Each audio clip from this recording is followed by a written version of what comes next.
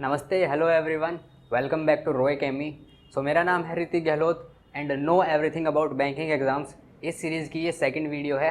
अगर आपने first video नहीं देखी तो प्लीज़ जाकर उसको पहले देख लें, जिसमें हमने डिस्कस किया था about the advertisement and the procedure of form filling, यानी कि जो नोटिफिकेशन आती है और फिर फॉर्म फिल करने का क्या क्या प्रोसीजर होता है।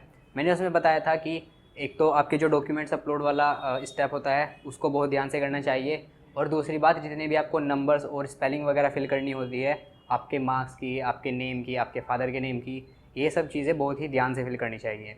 तो इस वीडियो में हम उसके आगे का प्रोसीजर डिस्कस करेंगे। इसके बाद क्या होता है कि आपके फॉर्म में आपसे एक रजिस्टर्ड ईमेल आईडी और एक फ़ोन नंबर मांगा जाता है। उस ईमेल आईडी और उस फ़ोन नंबर पे आपका एक लॉगिन पासवर्ड एक मैसेज के थ्रू भेज दिया जाता है। आपको क्या करना होगा, उस लॉगिन और पासवर्ड यानी कि रजिस्ट्रेशन नंबर और पासवर्ड का एक स्क्रीनशॉट लेके अच्छे से उसकी 2 से 3 कॉपीज़ बना के आपको अपने पास एकदम सिक्योर वे में सेव करके रख लेनी है, क्योंकि प्रीलिम एग्जामिनेशन का एडमिट कार्ड आने से लेके जो फाइनल सिलेक्शन वाला रिज़ल्ट आएगा आपका, वो सब का सब आपको इसी लॉगिन आईडी और पासवर्ड के थ्रू पता लगेगा।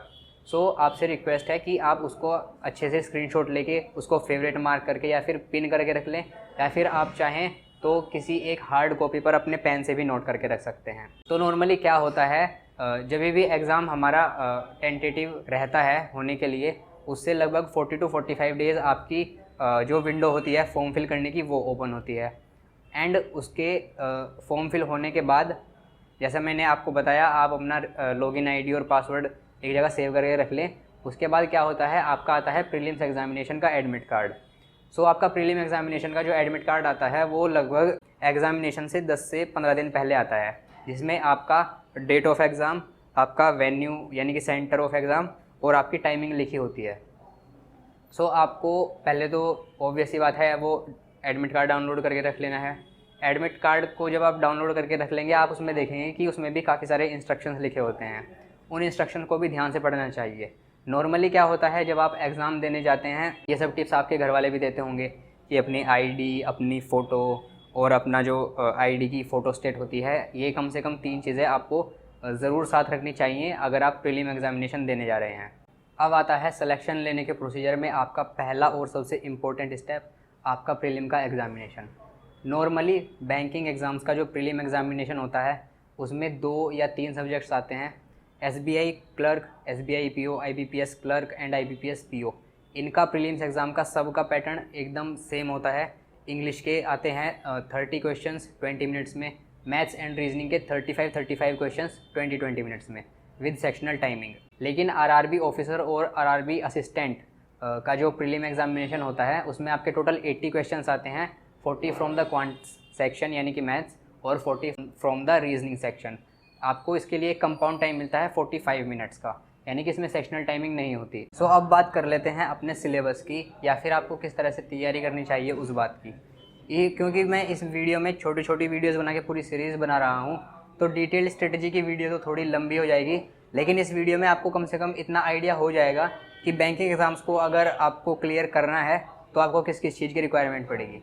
देखिए आजकल कंपटीशन कितना ज़्यादा है, इस बात से तो आप सब लोग वाकिफ़ होंगे, तो आप छोड़कर तो कुछ भी नहीं जा सकते बैंकिंग एग्ज़ाम्स में। लेकिन यहाँ पर मैंने कुछ ऐसी चीज़ें लिखी हैं जिसमें आपका सब कुछ कवर हो जाएगा।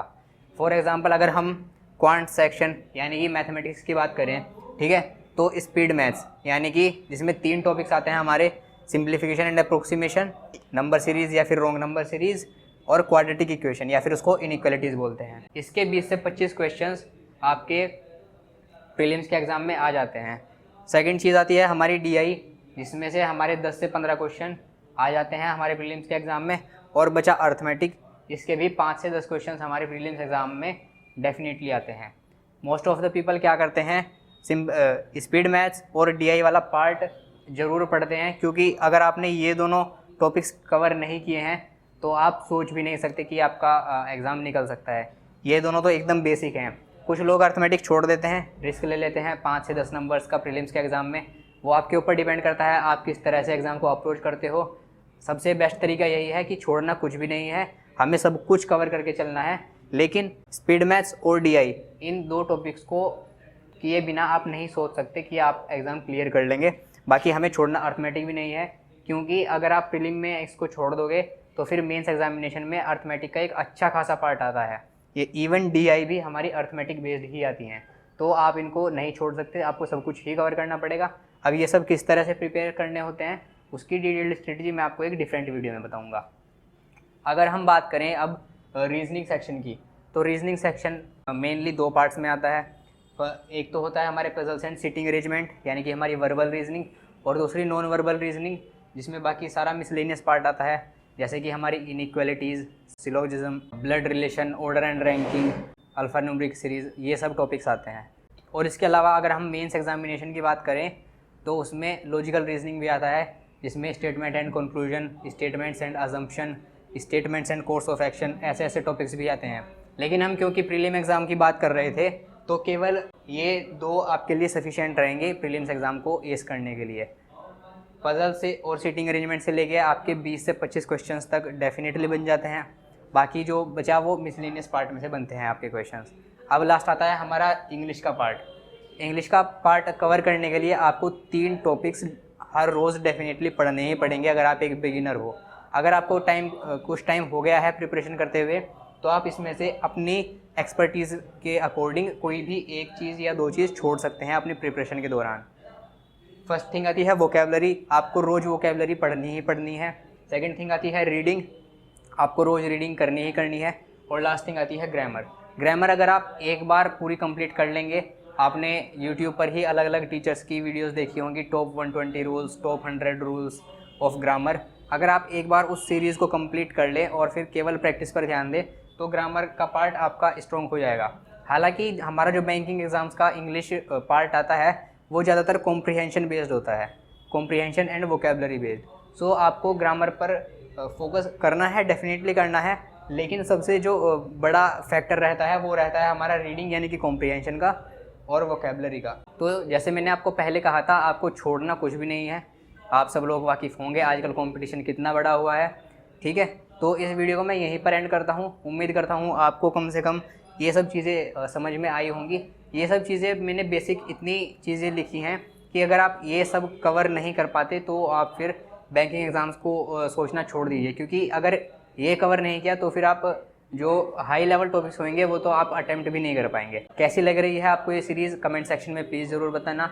हमारी लास्ट वीडियो पे एक सब्सक्राइबर का कमेंट आया था जिसमें उसने स्ट्रेटजी के बारे में डिस्कस करने के लिए कहा था। अगर वही सब्सक्राइबर इस वीडियो को भी देख रहे हैं तो प्लीज़ मुझे कमेंट सेक्शन में बताना आप किस एग्ज़ाम को टारगेट करके स्ट्रेटजी की बात कर रहे हैं।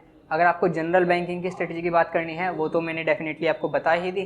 अगर आप किसी स्पेसिफिक एग्ज़ाम को टारगेट कर रहे हैं तो भी आप मुझे बता सकते हैं। सो गाइस, नेक्स्ट वीडियो में हम बात करेंगे इस प्रोसीजर को आगे बढ़ाते हुए, जिसमें हम मेंस एग्जामिनेशन, प्रीलिम्स एग्जामिनेशन का रिज़ल्ट और स्कोर कार्ड और फिर इंटरव्यू की बात करेंगे।